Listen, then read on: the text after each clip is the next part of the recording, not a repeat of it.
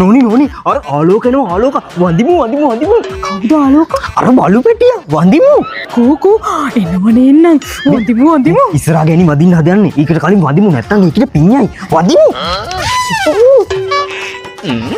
දන ගහලා වැදපන් ගෑණි. සතෙක් තුනක් වදින තරමට පින් වැඩි. දන ගහපිය. sorry.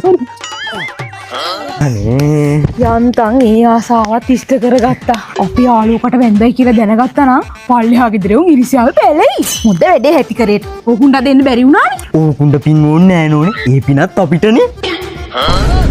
පව්කාරයෙන් මොකෙක් හරි එනවනේ දෙන්න. මම මේ නිදහසේ මෙතෙන්ට ඉන්න. කියන්න එපා. මොකෙක් හරි හතුරෙක් එනවා මෙතෙන්ට. හරි. කොහෙන් හරි මොකෙක් හරි පැන්නනේ. මොකෙක් හරි පහරක් ආව විතරයි නිදහසේ. ඒක මුලිලා හිටිය කිසිම අමනුෂ්‍යෙක් හම්බුන්නේ නැහැ. අඩෝ අයින් මේ පෝකාරයා. උඹලා විතරද වදින්න ඕනේ? අපිත් වදින්න ඕනේ. සරම ගලවන බලගෙන උඹ ඔළුවේ. පන්සලේ කියලා බලන්න ඇති කියලා. මොකද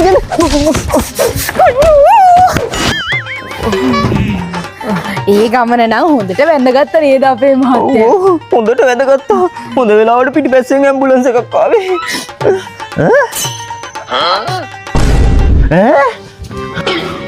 අම්මෝ දෙයියනේ වත්ත හැමතැනම ජරා කළා නේද? මේ ජරා බල්ලෝ වත්ත හැමතැනම ජරා කළා. හොඳ වෙලාවට මම ගෙදර හිටියේ නෑ. මම ගෙදර හිටියා නම් ඕකුඹ කෑලි කපන්නේ. මේ අර ගුණයාගේ නකුඩු බල්ලෝ ටිකද කොහෙද අම්මපා? යකෝ වෛද්‍යකාරයොත් එක්ක හැඳි ගෑවිලා යන්න එපා. මම නම් කියන්නේ වාහනයකටවත් යට වෙන්නේ නෑනේ මේ ජරා හැටි කරේ. මපා මම ඊළඟ පාර ඕකුන්ට වහ ටිකක් දාලා දෙනවා කෑමේකට. අම්මපා. අපේ මහත්තයා බල්ලෝ ටික දුවනවා. නෝනේ ගල් ගෙඩිය. මම මේ තියෙන්නේ අද ඕකුන්ගේ ඔළුව පැලෙන්න දෙනවා. අම්මපා. අපේ මහත්තයා